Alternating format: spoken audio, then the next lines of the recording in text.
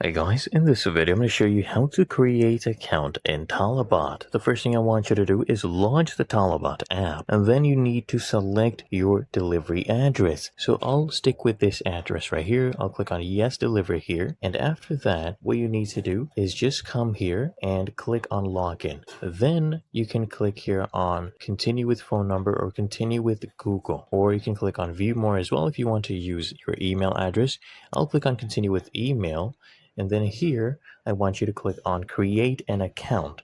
So you enter your details here, your first name, last name, email, and you choose your password. Let me fill these in. After you have filled in all your information, you can choose to not receive these offers and discounts.